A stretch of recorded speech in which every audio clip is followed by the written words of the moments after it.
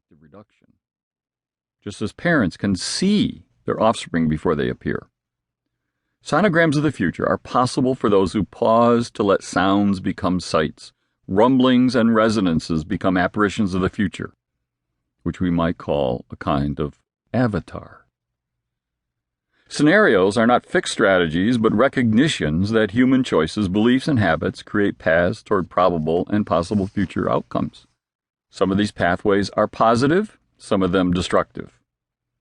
By identifying the patterns of meaning we see around us, we can form creative and imaginative scenarios of different faces of the future. This is the same principle behind simulation games and the various types of systems thinking responsible for making internet connections. For example, let's say you want to do a research paper. Every time you type a keyword into your computer, you come up with various scenarios or outcomes for your topic, based on how that keyword has been valued by others. The more creatively you think about the topic you want to research, the better keywords you will come up with, and the more interesting and unusual connections you will find. Some paths you take may lead you to new and innovative ways of thinking about your subject. In the end, you will no doubt come to several possible ways to approach it, and will choose the one that seems most imaginative and plausible to you.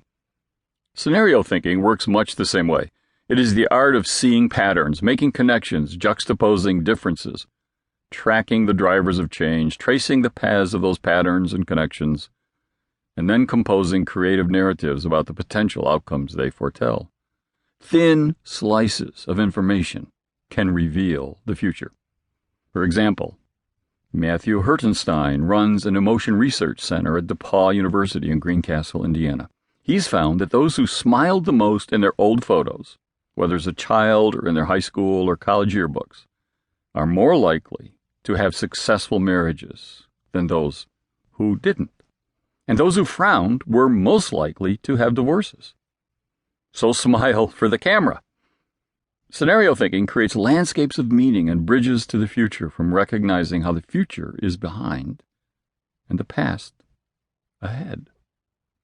Just as an artist might paint a tree from an impressionistic, expressionistic, cubist, or Dadaistic perspective, each painting telling a different story about the artist's values and choices of meaning, so also can scenario thinking create varied stories based on the same reality. Peter Schwartz calls this a scenario matrix, a transformation of our creative observations into a range of credible stories.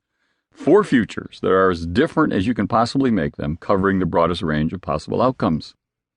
Seeing the factors that lead to these scenarios, especially those identified as weaknesses, can help us avoid or confront them as they may occur in the future. Creative scenario thinking takes the shock factor and the fiction out of the fiction effect and allows instead for probable and multiple realities. In 1958, Klaus Conrad coined the term apophenia to describe the experience of seeing meaningful patterns in what can appear to be meaningless or random disorder. Apophenia was first used to signify a mental illness similar to that of John Forbes Nash, Jr., in the movie A Beautiful Mind, in which he sees messages, codes, and patterns within random numbered data. However, this term most recently describes the ability of everyday individuals to pick out purposeful patterns within the intricacies of life, leading to a state of abnormal meaningfulness. Maybe apophenia is a condition for which we all should aim. The skill of apophenia, or art of semiotic awareness, can guide us in identifying possible scenarios based on observations we find in what Jesus called the signs of our times. In creating the novel The Seraph Seal, we've used semiotics in an apophenic way to read the signs of apocalyptic brewery all around us and to create from it a briny scenario. Whether the novel's perspective is the worst-case scenario or the best is for you to decide, based on your own semiotic view and whether you tend to be a Tigger or an Eeyore. But within the novel, you will find a path that we have identified as probable and possible based on the patterns of meaning we sense and the dots we connect. In order for you to make your own connections and to evaluate the probability of our novel scenario, we've created for you a type of simulation game of our own.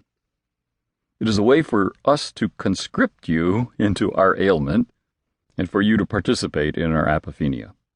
You are invited to read for yourself the signs of the times.